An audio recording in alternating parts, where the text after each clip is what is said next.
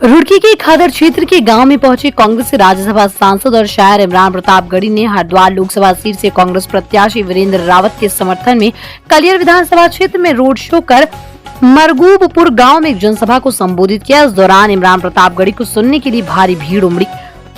सोमवार को देर शाम इमरान प्रतापगढ़ी और कलियर विधायक हाजी फुरकान अहमद ने कांग्रेस प्रत्याशी वीरेंद्र रावत के समर्थन में पिरान कलियर विधानसभा के बठेड़ी राजपुतान डेरा भारापुर भौरी घोड़ेवाला में रोड शो कर मरगूबपुर में पहुंचे।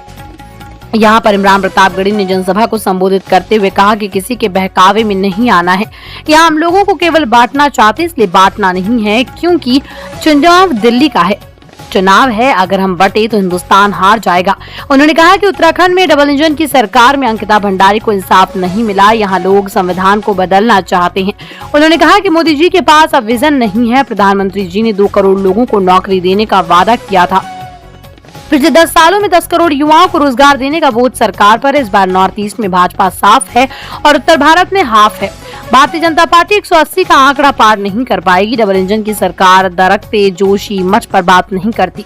सरकार अमृतकाल की बात करती है, लेकिन ये कैसा अमृतकाल है जिसमें खाने पीने की वस्तुओं के दाम आसमान छू रहे हैं। उन्होंने कहा कि सरकार में फिल्मों पर टैक्स फ्री कर दिया जाता है और कफन पर जीएसटी लगा दी गई है। महंगाई से छुटकारा नहीं मिल रहा, आम जनता परेशान है। रेल बेच दी, हवाई अड्डा बेच दिया, चंदे के धंधे से मालामाल हो गए।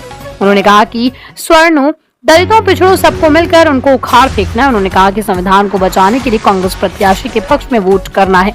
उन्होंने कहा कि राहुल गांधी एक ऐसे नेता है जिन्होंने प्रधानमंत्री मोदी से मोर्चा लिया है। इस दौरान जनसभा में लोगों की भारी भीड़ रही।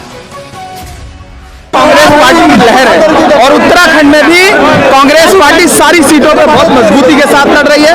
नरेंद्र मोदी जी की केंद्र की सरकार और यहाँ की डबल इंजन की सरकार दोनों पूरी तरह विफल है।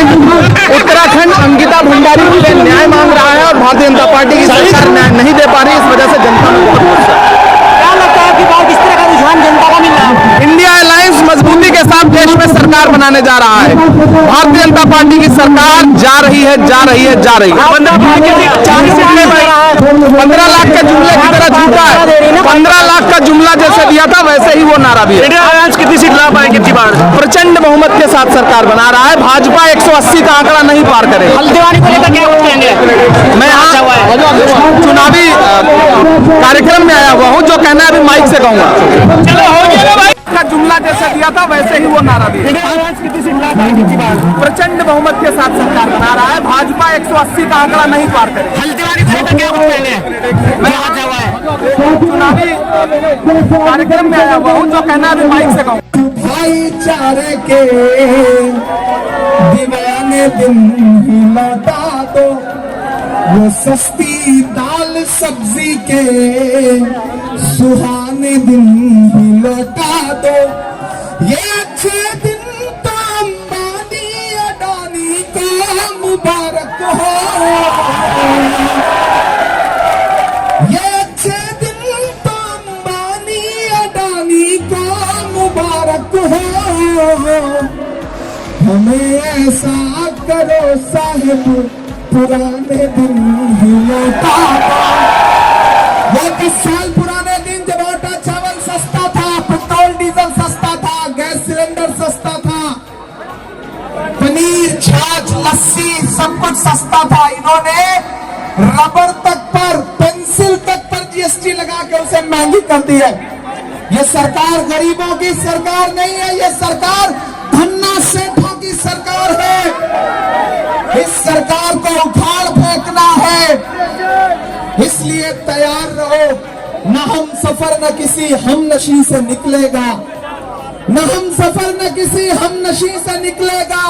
हमारे पांव का कांटा हम ही से निकलेगा और वतन की रेत मुझे एड़ियां रगड़ने दे। मुझे यकीन है पानी यहीं से निकलेगा, यहीं से निकलेगा। दोस्तों, समय की मजबूरियां हैं, चूंकि आचार संहिता विदा लूंगा। हमारे एक ऐलान है। अकरम खान साहब जो लोकसभा के प्रत्याशी हैं और प्रशांत राय जी जो लोकसभा के विधानसभा के प्रत्याशी रहे आम पार्टी के, दोनों लोगों ने आज कांग्रेस पार्टी को समर्थन देने का निर्णय लिया है। तो एक बार ताली बजाकर उनके निर्णय का स्वागत करिए। आखिरी एक बात कह के आपसे विदा लूंगा। आपके साथ एक शिकायत है मेरी। आप शाम को जब चाय की दुकान पे बैठते हैं तो सरकार बना देते हैं और बिगाड़ देते हैं, लेकिन सुबह जब बूथ पे जाके वोट देना होता है ना तो सुकून से घर में रहते हैं, सोचते हो एक वोट से क्या होगा, वीरेंद्र रावत तो जीत ही नहीं। याद करो कि घर का एक एक वोट खुद लेकर के जाओगे, क्योंकि ये जमहूरियत जो हमारे आंखों के सामने है, इसे बचाने की लड़ाई हम सब की है। हमारे साथी जिन्होंने आज कांग्रेस पार्टी को समर्थन देने का स्वागत किया है, निर्णय उनका हम स्वागत करते हैं और आपसे इसी शब्द के साथ विदा लेते हैं। आप वीरेंद्र भाई को जिताइए। मैं आपका शुक्रिया अदा करने के लिए एक बार यहाँ फिर से आऊंगा 4 जून के बाद, ये मेरा वादा है, और आपको खूब सारी शायरी सुनाऊंगा। उस दिन आऊंगा, सिर्फ शायरी सुनाऊंगा, ये मेरा आपसे वादा है। बहुत शुक्रिया, बहुत बहुत।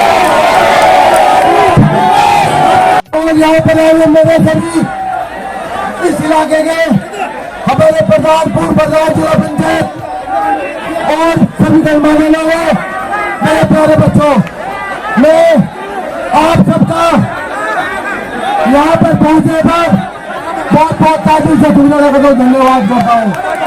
साथियों, 19 तारीख को आपको अपने वोट का इस्तेमाल करना है। साथियों,